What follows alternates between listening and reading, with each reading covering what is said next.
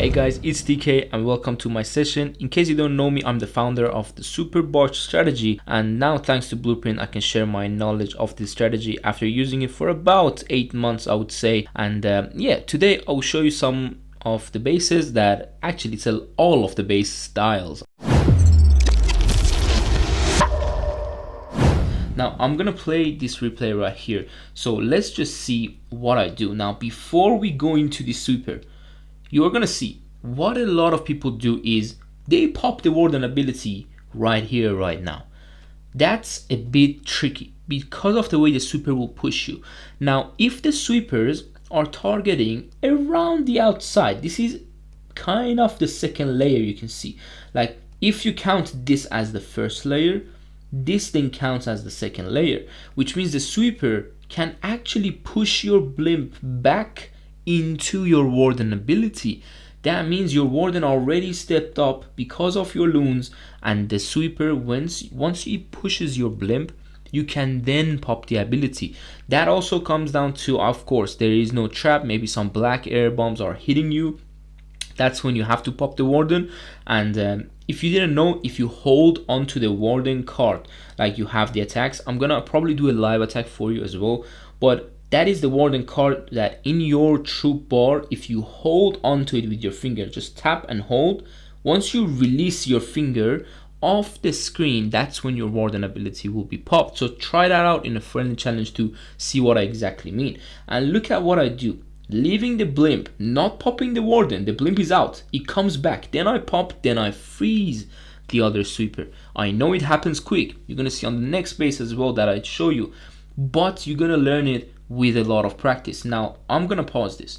Once I see my wall breaker is dead, that's when I do the clone, because mostly the way I drop the invis is a way that I don't count, but I know the goblins are dead. That's most, maybe 9 out of 10 of the attacks. Sometimes the goblins stay behind walls, sometimes they just don't die, you make invis really early. But here, because we landed on a side, because guys, don't ever go from the middle, like around this area. A lot of people love to go from the middle and just land here. But there's a difference between that, because let's say you did the same, let the sweeper push you, which is a bit tougher from this angle, freeze the other sweeper, but because this one is going to push you back again, and this one will be out of freeze to push you back again, your angles will be a bit messy. You don't know exactly where you're going to land. That's the thing. And also, there could be a risk of a beautiful tornado right behind that multi. So that's why I don't suggest you going for that angle on box bases. Always have a bit slightly angle to left or right. Now here, you're gonna see, because we landed on the left, I'm going to clone to the right, which gives me archer to the right side of the eagle. Now look at these angles. Shooting expose, give me monolith. Shooting scatters, giving me expose. And that's when you can see now the power of super archers and how exactly we managed to get here. That's important. So now I just start the heroes, because there is no point of waiting for this one low HP ice golem to move around the base and then start the attack. You can start it with your heroes, and here is where easy funnel. That's all it takes. 2 barbarians to get this king and queen back in track to go deep in the base. Now the other funnel is where this side of the base is.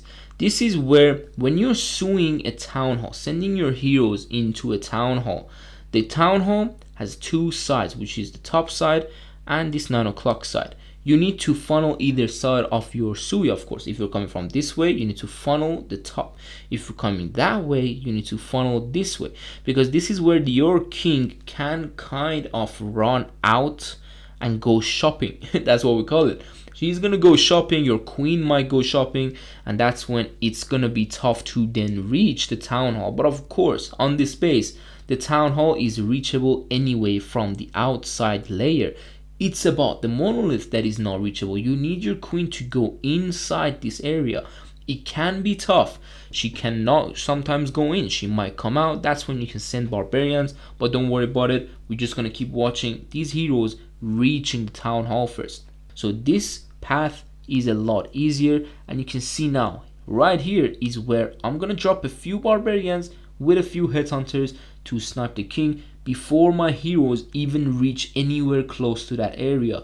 That is, I know, a bit too early, but it doesn't matter. Take it out as quickly as possible. Ice Golem now.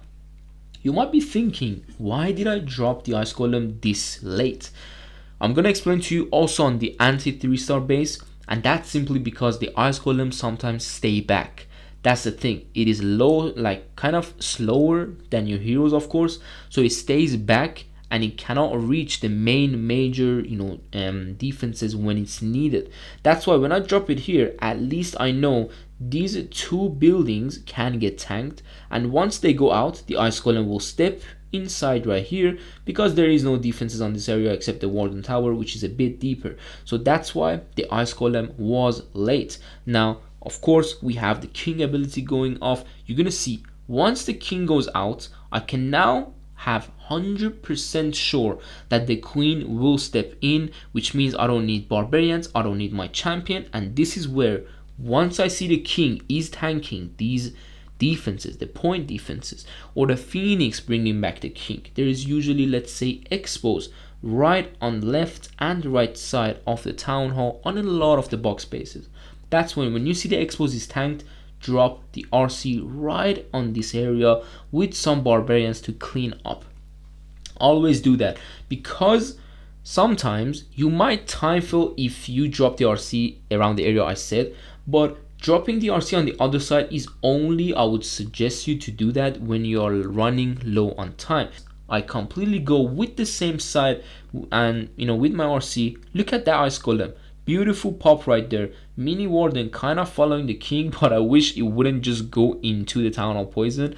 But anyway, it doesn't matter. What matters now is with these barbarians, you always need to hold a few for the back end, which means now you can funnel these stuff, have the RC tanked going through the base like this, but then you need to destroy and cut out these defenses as well, so the champion can finish this base off with her ability.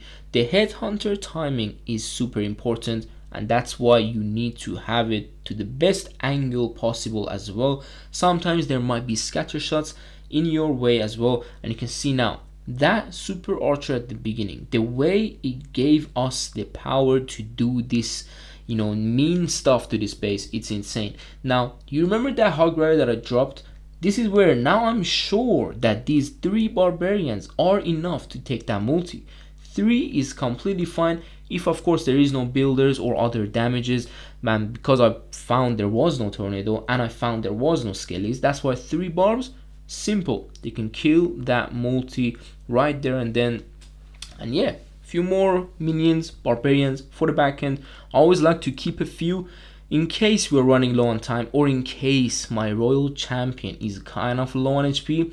That's why I like to keep a few. And we still had that 1 invisibility from that crazy super archer value. So this was in general how you have to think about taking out a box space. So hope you enjoyed this one. Hope I see you soon on the next one as well. So take care and peace.